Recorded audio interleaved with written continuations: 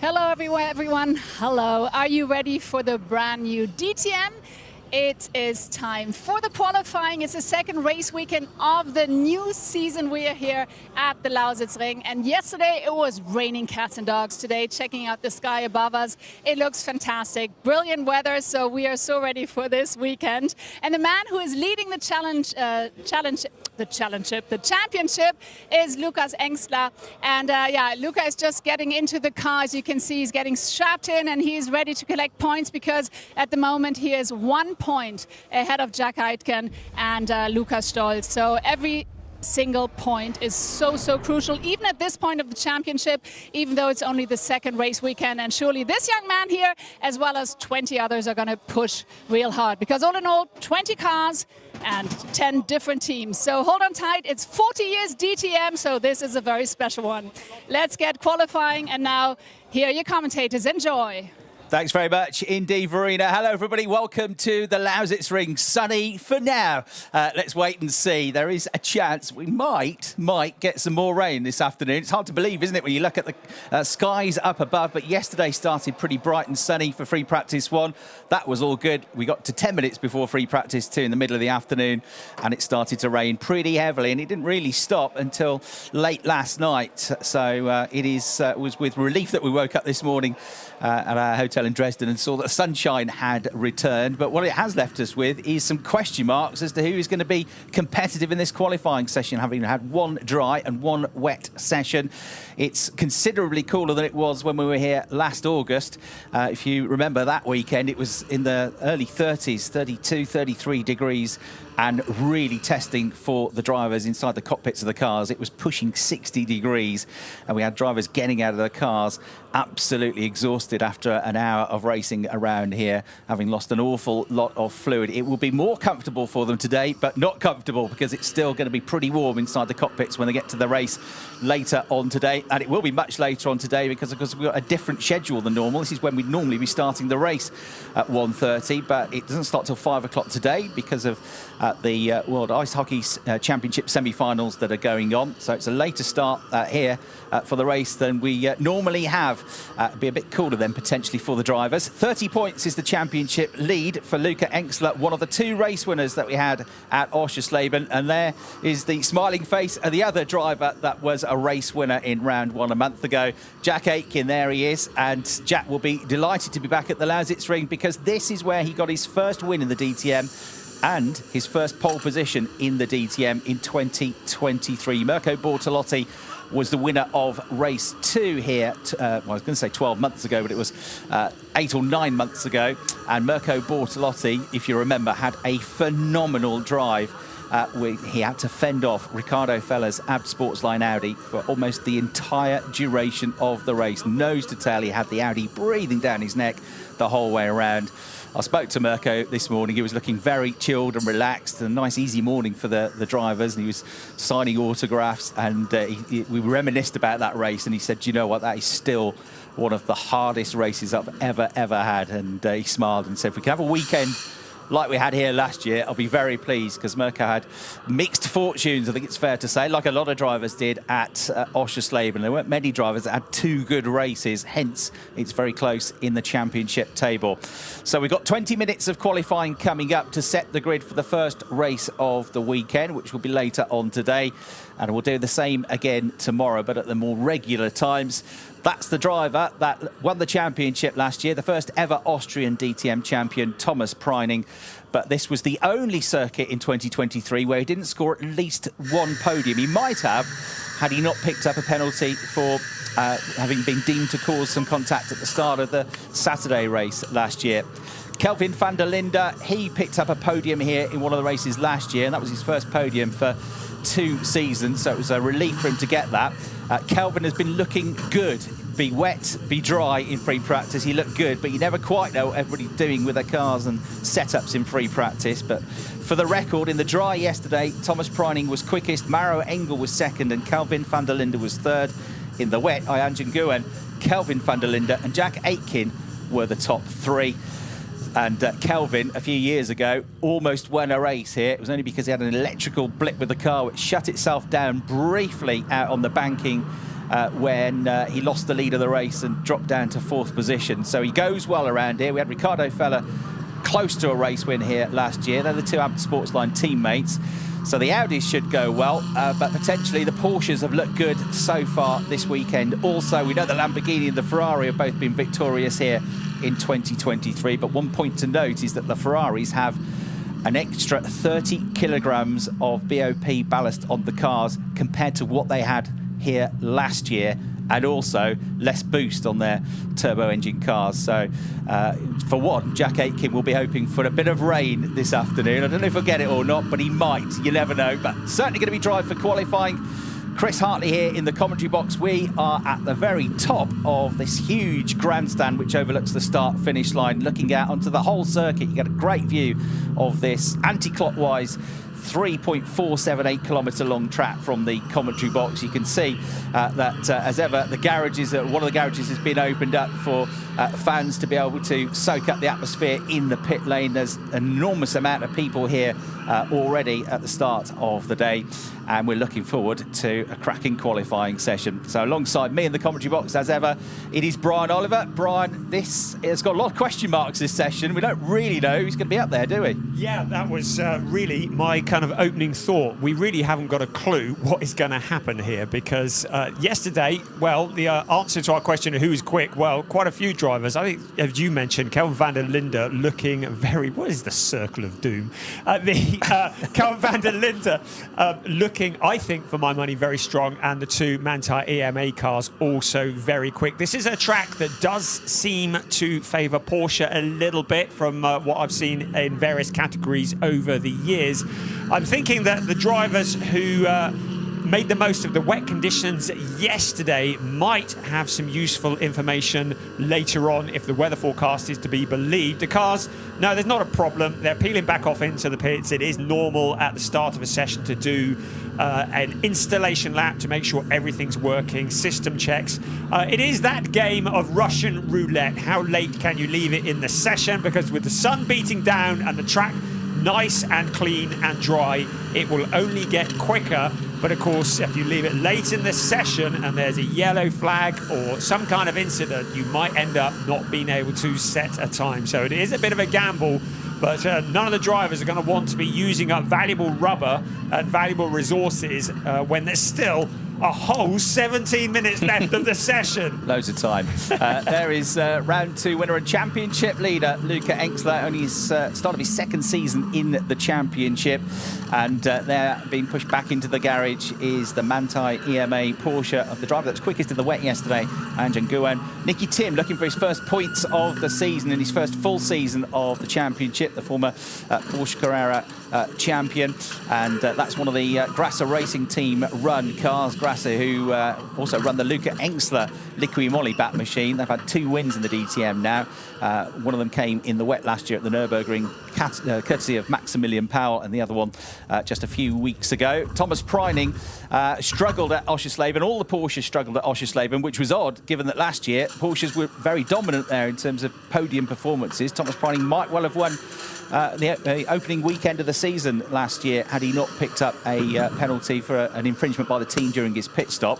But this year was a very different story. The Porsches struggled, but one of the key reasons for that is that a BOP change meant that the ride height of the Porsches had been raised by 5 millimetres, so half a centimetre. It sounds next to nothing. The cars are slightly higher off the ground than they were before, but in race cars you want to be as low to the ground as you can.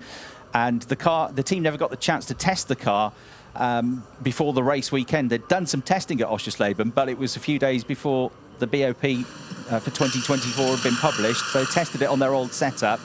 And they were all at sea, weren't they, Brian, at Oschersleben? But they look definitely to have got something back this weekend. Yeah, they've been doing a lot of work with simulations and trying to work out whether it was the ride height, whatever it was that caused the problems here.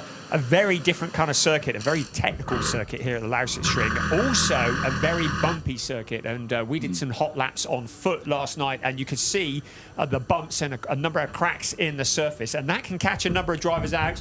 A lot of gravel traps around the place. And I have to tell you, they do what it says on the tin. They stop the cars from moving, and you get into that, your qualifying session is going to be over. So a challenging track, a long old straight past the pits as well. It's a proper drag race out of turn 12 in towards turn 1. Yeah, other news from Oschersleben to bring you up to speed with. Kelvin van der Linde struggled with his car all weekend long. They then afterwards stripped the car down. They were very pleased. Martin Tomczyk, the team principal at AB Sportsline, was saying that they had this longer break than normal. It's only a couple of weeks between rounds. It was 4 weeks since we were at Oschersleben. He was glad at the time because they were able to completely strip down Kelvin van der Linde's car. He felt that something was wrong with it all weekend long. And it turned out to be a crack in one of the weld joints on the car. So the car wasn't as stiff as it might have been. It also meant that the front of the car, the splitter, was at a slightly odd angle and the car just wasn't behaving as well as it should. So they fixed it. They thought that hopefully was the problem sorted. They didn't really know until, with this lack of testing you now have in DTM this year, until it went into free practice 1. But obviously, Kelvin did very well in free practice 1. He was in the top 3. He was quickest for most of it, in fairness.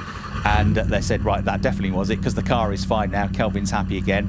The other AB Sportsline car, Ricardo Feller, had a failure coming out of the very last corner of the very last lap in race 2, which lost him 5 positions, dropped him from 4th down to 9th position. And that turned out to be a €30 sensor, an electrical sensor on the car, which caused that. So that was frustrating, but also, as the team said to me yesterday, it could have been worse, because if it happened a lap earlier, or even 3 corners earlier, he wouldn't have made the line. He wouldn't have got a finish at all. So that was their 2 issues. And I spoke to Mirko Bortolotti this morning about their issue in the pit stop that they had, because he qualified on pole for race 2 at Oschersleben, but tumbled way down the order. There's the GRT team boss, Gottfried Grasser, the Austrian, looking pensive, waiting for this session really to get into life. Yeah, Mirko said we've had several problems. He said, actually, we had a problem with the wheel in the first race. And if you remember, we would have heard team radio of Mirko saying the car doesn't quite feel right, even though he had a good drive and scored good points in race 1. And he said it was the same issue, but it didn't rear its head in the first race. He said, so I can't say too much about what it was. He said, but we've worked it out now what the problem is, and we've changed things, and it's not going to happen again. So they are in a good place. And as I say, Mirko Bortolotti was in a very relaxed mood this morning, looking very chilled out, the Italian, and very much looking forward to another good weekend at the Lausitzring in the Lamborghini for SSR Performance and his 3rd season in the championship, last year's runner-up. Applying the gaffer tape already. I'm guessing that's restricting the amount of air going in at the front as we look at the 2022 champion Sheldon van der Linde getting ready for action. But yeah, Oschersleben was very few drivers actually had 2 good races. I think the solid performances, actually the likes of Lucas Stoltz and Sheldon van der Linde, who had good points hauls. You saw Luca Engster just now. He, of course, is our newest winner in the DTM. What an emotional moment that was when he crossed the line. And I don't think there was anybody in the entire stadium who begrudged him that win. Yeah. But the pressure is on him now. His goal for this year was to win a race. Well, he said, I'm going to have to reevaluate my goals now, because he did that on the first weekend. But he's staying grounded. I spoke to Luca yesterday and he said, I still get goosebumps thinking about that win. It was a huge moment for me. He said, but I know I've still got a lot to learn. I've got relatively little GT3 experience. It's only the 3rd time I've driven a GT3 car around this track, he said, this weekend. So I'm learning the team, I'm learning the car. He wasn't in the Lamborghini last year, he wasn't with the Grasser Racing team last year. His background is in front-wheel drive touring cars, so he's staying grounded, as we hear from Mirko Bortolotti. We'll go keep the position for now. Everybody's leaving. Well, as has become traditional, Brian, 20-minute qualifying session, but it's really like an 10-minute qualifying session. It's becoming more and more common, this, isn't it? We saw it a lot last year. We've seen it both events so far this year. They don't really use the first 10 minutes of qualifying. I think they should reduce it to 10 minutes for next year, and let's see what happens there. I bet they won't come out till 5, will they? Yeah. But it's like we're watching motorsport, but we're also watching poker at the same time. These drivers are just waiting at the teams as we look at Olaf Manthey, a legend in the world of GT3 racing, and of course the team boss of last year's winner, and looking at the hard work they've been doing over the last few weeks. Well, now is the time that we're going to find out, has it paid off? Was the pace that we saw yesterday real, or was it a false dawn? Thomas Preining, well, they've got the man they need behind the wheel, along with Iron Chen-Gun as well, two very capable pilots, getting the heat into the tyres, so the out lap, the build lap, then it'll be the push lap, getting something on the board. So we haven't got a competitive time at the moment. Looking for something in the 120s, maybe the 119s, when things start to really heat up. Qualifying lap records of 119.937 set by Jack Aitken on his way to pole position on Saturday last August. Our best lap in free practice was a 120.2, so about 1.2 seconds slower. They'll go way quicker than that in qualifying. So I would have thought we'd be looking at least a low 1 minute 20 to be properly competitive. Definitely not a 126.5, so don't get too excited just yet. For the record, last year in qualifying, Jack Aitken was on pole on the Saturday. Second quickest was Mirko Bortolotti, and Lucas Auer was third quickest. Lucas has had 3 wins here, including his first ever DTM victory and podium in 2016. If he gets a 4th win this year, he'll equal the record of Gary Paffett, who's had more wins around this circuit than any other DTM driver. So last year in qualifying 1, it was Ferrari, Lamborghini, Mercedes in qualifying 2 on the Sunday. It was Mirko Bortolotti that got pole position. Ricardo Feller qualified in 2nd in the Audi, and Clement Schmidt qualified 3rd in his Grasser Racing team Lamborghini. However, of course, he's in a McLaren this year with the new Door Motorsport team. Although McLaren's in the dry, looked pretty handy in free practice yesterday, didn't they? We had 1 in the top 10, Ben Durr, and Clement Schmidt just out of the top 10. Yeah, they look great in the dry, and I've read prior to the weekend they're great in the wet, but clearly the dry suited them. The wet suited that man there, Lucas Auer in the yellow Mamba. He was looking good all day yesterday. He did spend a bit of time pointing in the wrong direction, but that's just him exploring the limits before the really important stuff starts. But a bit of a dark horse, maybe not so dark this weekend, a bit of a horse this weekend, a potential man to get up the front. I mean, he's at the top at the moment, but a 125, sorry chap, unless there's some big upset, that's not going to be pole position, but he's starting to turn the wick up. You can see Max Powell also, well, purple in the middle sector, but they're still building the heat in the tyres. There's still 7 3/4 minutes left. You get the feeling that in this session, the pole times, the front row times, are going to come in the last minute, maybe, last couple of minutes of the session. Should be able to get 2 quick laps. That's what we generally see, 2 quick laps out of the tyres, whatever circuit we're at. And they sort of, the 3rd lap, they start well, and then midway around it fades away a little bit. It's worth mentioning Lucas Auer as well has been a 3-time winner here, has had 4 pole positions here in the DTM. A circuit he knows very well because he used to race for the Muka Motorsport team in DTM in Formula 3 days when he was racing in German Formula 3, and this was their home circuit. So a lot of testing and racing here. So he knows and loves this place, Lucas Auer. We'll see how Lukey gets on. Sheldon van der Linde about to pull the trigger though, so here we go. He gets himself a nice big gap.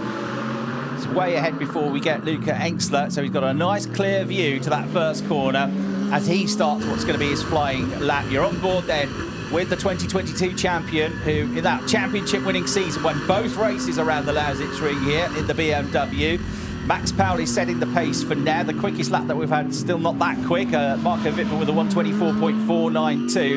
But it's on this lap and the next that we're going to get them. I don't know if anybody's going to get time to go to the pits and do another run after this. I think it might be that we'll know pole position with a few minutes to go in this session, unless somebody's running slightly out of kilter. I noticed Rennie Rast still hasn't really built his speed up as yet. He was behind Sheldon van der Linde.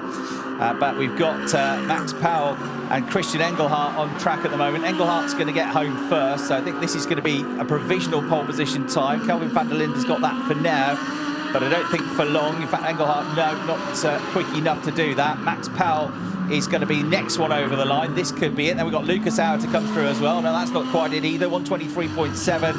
And then Lucas Auer is just somewhere coming through into the last corner now. There he is. So Auer set the absolute best middle sector so far of the session. And I still don't think it's going to be quick enough to get absolute pole position unless something happens out on circuit. That's always a worry. But Lugi is about to come through now, and he's going to pull the trigger on the next lap. He backed it off in the last sector, so it's still very cagey out there, Brian. Yeah, I felt that Sheldon van der Linde was going to be the first to set a competitive time, but he's just crossed the line and 126.3, so he is also just building still at the moment. A bit of traffic in the way for Iron Chen-Gun. They'll be frustrated about that, but Luca Engstler very kindly steps aside, gives him the space. the SSR Lamborghini of Mirko Bortolotti just ahead of him as well. But 5 minutes on the clock. Now is the time. You can see that Max Powell has gone purple in Sector 1 and in Sector 2. So clearly he is now on his push lap into the final sector. Going to find out in about 15 to 20 seconds whether it's going to elevate him up the grid. Yeah, it's just coming out turn 11. I still don't think it's going to be a mega lap. It's going to get him up the order for sure, but I'm not sure it's going to be the lap that they're all going to have to try and beat. Bearing in mind we're looking at being in the low 120s. It's a 121.4, so it's okay. It's quickest for now ahead of Thierry Vermeulen. They're the first two to break the 122 barrier, but surely we're going to have to be in the 120s to go for it. Now, Kelvin van der Linde is going to be one to watch. We saw him going well in all conditions yesterday as Marco Wittmann goes second for now, but Kelvin's done the absolute best first sector. He's done a personal best middle sector. He's at turn 9 at the moment, so about to come into the right, then left flick right at the end through second gear through there. Then he'll build the speed up. You're on board with Kelvin now as he goes up through the final turn, third gear through there, up to fourth, and get up to fifth. He's 170 kilometres an hour at this point. He'll be 255 kilometres an hour by the time he gets to the start-finish line. But Thomas Preining has gone quicker than him in the middle sector, so the reigning champion is behind. Indeed, for now, with a 121.2, Kelvin van der Linde goes to the top of the times, but Thomas Preining might just pip him here to go on to provisional pole. No, he doesn't. It's a good lap, but third place for now, behind Kelvin van der Linde and Lucas Auer. Yeah, good job from Lucas Auer up into that second place. Still a lot of drivers to set a competitive time. Marco Wittmann, personal bests in Sector 1 and Sector 2, but maybe not enough to get him onto the front row. Time is running out, less than 3.5 minutes remaining as we watch the Schubert Motorsport number 11 car coming round to complete the final section.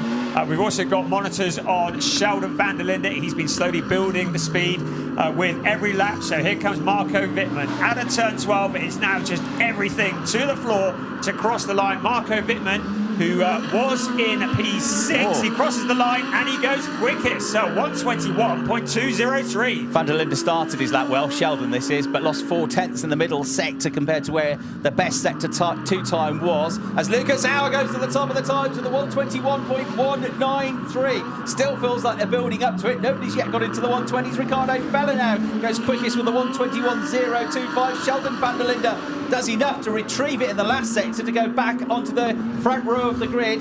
But there's more to come, including from Thomas Preining. He's going to be the next one to watch. Here he comes, coming out of the final turn in the Manthey EMA Porsche. Is this going to be provisional pole? Not quite. Second place, 49 thousandths of a second adrift.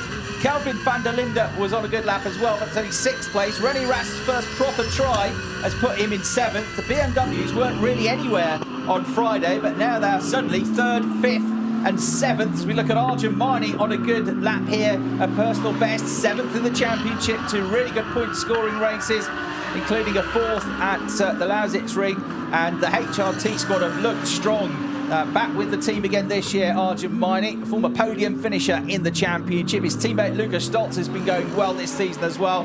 So both of those drivers could be really battling for race wins and podiums this weekend. Ricardo Fella's done the absolute best middle sector as well. He's on provisional pole position already.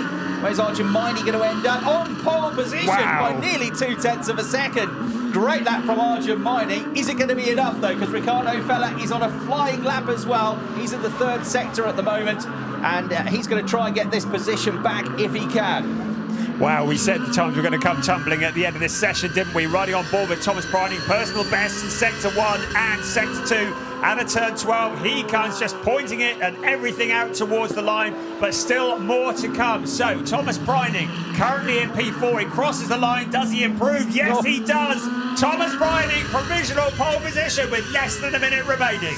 Arjun Maini 2nd. It would still be his best qualifying in the DTM. He's qualified 3rd 3 times in his DTM career, the Indian driver, including a few weeks ago on the Saturday at Oschersleben. But Thomas Preining has definitely looked on it this weekend, on Friday for sure, and on Saturday he's definitely on it. The Porsche looks good here, and he's on provisional pole by just over 1/10 of a second. His teammate Ayanjan Guan has gone into 4th place as well. We've got Jack Aitken. We haven't really seen anything of Jack on the track. He's only in 13th place at the moment, maybe struggling with that extra BOP on the car. But Kelvin van der Linde, you're right on board with him now. The 10th down at the moment on the overall lap time, but this could see him on the front row of the grid. He's 3rd at the moment. He's trying to get ahead of Arjun Maini and get onto the front row of the grid. If he can have a blinding final sector, he might even steal pole position. The last sector is the longest sector of the 3 as well. So this was where he was definitely strong yesterday. He gets as close as he dares to the wall. He gets on the accelerator, unleashes over 550 brake horsepower, sprints for the line. You got Arjen Guwen on a really good lap as well. The checkered flag comes out. Kelvin van der Linde goes through, goes to the top of the times. Pole position by 0.06 of a second. But we're still going to keep an eye on Arjen Guwen and Nicky Tim. They're 4th and 5th. They're still out there. But Kelvin van der Linde is on provisional pole. Everybody's on their last run. Arjen Guwen, here he comes. Can he get his first pole position in the DTM in his 2nd season? The former Porsche Benelux and France champion gets on the throttle. The Porsche goes for the line. Where's he going to end up? Over the line he comes, 3rd. It's an improvement, but it's not quite the front row of the grid. What an effort though from him.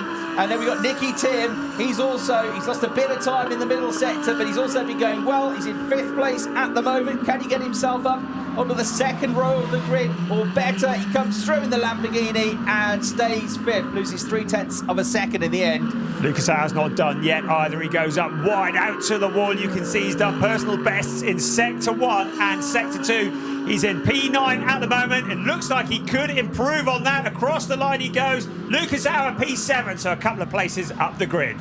Fantastic. Kelvin van der Linde looks like he's done it. He has done it. They're all through. The team at App Sports Line go bananas by 0.06 of a second. Kelvin van der Linde has secured pole position. He looked good, didn't he? Thank you so much, he says to the team on the radio. Very good job, Kelvin. Congrats for pole position, and Ricardo is P3. The last pole position for Kelvin van der Linde was at the Norris Ring in 2022. It is his 7th career pole. Thank you to all of you, man, for the rebuild of this car. It was a rocket ship, man. Thank you so much, boys. Yeah. Well, they found the problem at Oschersleben. They worked hours and hours to get it fixed, stripped it down, and all the work that the team has done has paid off in spades. They knew they had a quick car this season, and they knew Ricardo Feller was going really well at Oschersleben, but the thing wasn't working properly for Kelvin van der Linde. They found the problem, the crack in the chassis weld. They fixed it, and he has been on it all weekend long so far. So Kelvin van der Linde secures his 7th career pole position, his first one since the Norris Ring in 2022. So it's getting on for 2 years almost since he was on pole position, and he's done it by just 0.06 of a second. We are used to incredibly close qualifying sessions in this GT3 era of the DTM, but that is the closest ever gap that we've had in the GT3 era since it came in as the Formula in 2021. The nearest that we've had to that also involved Kelvin van der Linde.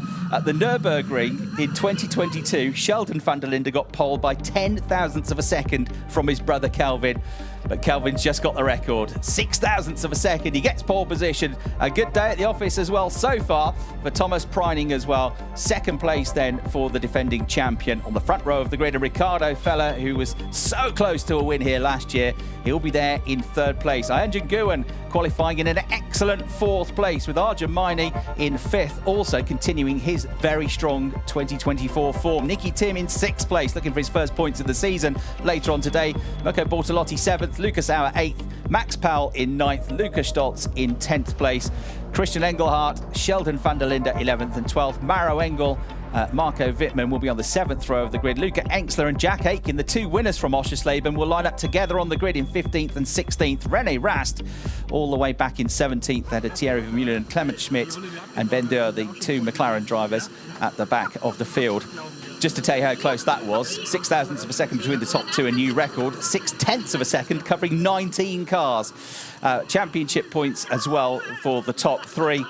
With Ricardo Feller now on 24 points and up to 5th in the championship. Let's get some reaction with Verena. And I'm here with reigning champion Thomas Preining. Thomas, what a great qualifying here in Lausitzring, P2. After Oschersleben, the start wasn't all that fantastic. Now you can really do really well, and who knows, maybe even get your first win this season. Yeah, it's been a great session. The car felt great, just like yesterday, thanks to the team. We've done a really good job since Oschersleben, I think, to come back like this. We have a lot of points we need to catch up, so hopefully we can start today. All right, thank you so much. Best of luck. Back to you.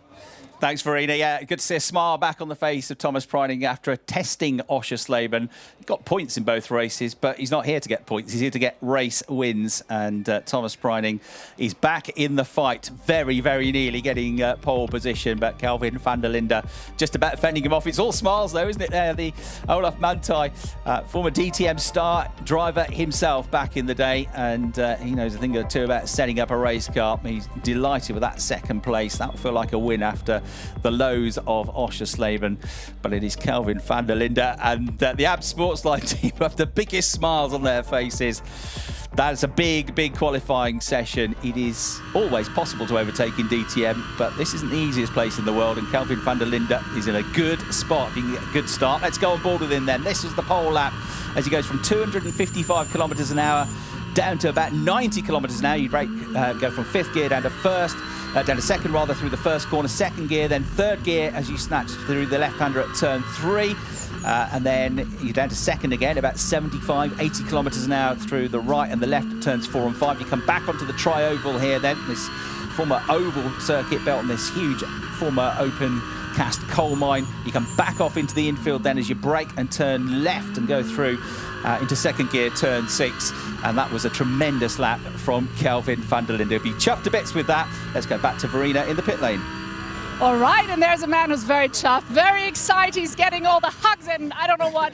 So congratulations. I mean, after a not so great start in Oschersleben, I bet now you're just over the moon with a pole position. Hopefully you can turn it into a win, and then I would see an even bigger smile in your face, right?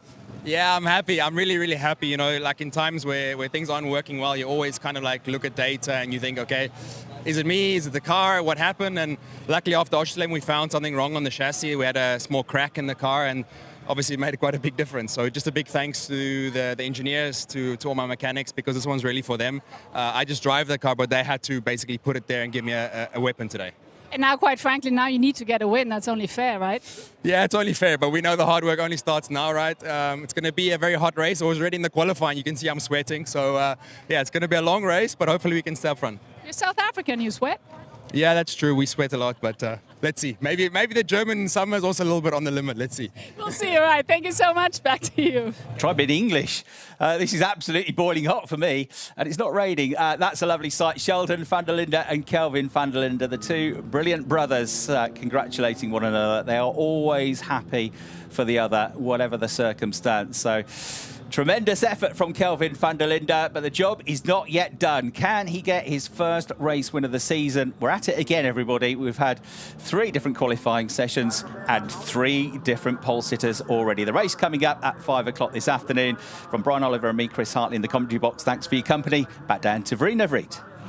All right, and now we've got Ricardo Feller here. You had a great start in Oschersleben with a 3rd place, and now starting in P3 today, I guess a podium might be in sight. And does it feel good? I mean, obviously you're going into the race with a good feeling. Yeah, definitely. I mean, also very good result for the team. So let's try to get that double podium today. All right, and what's it like being here in Lausitzring? What does it feel like? It's cool. Always good racing normally. A lot of action on track. So I think we can look forward to a great race afternoon. Right, Ricardo, we're looking forward to it. Thank you so much. So that was the qualifying here at the Lausitzring, and now we're really looking forward to the race later on. Hold on tight for a very exciting race, I'm sure. So here are the highlights. Enjoy. See you later.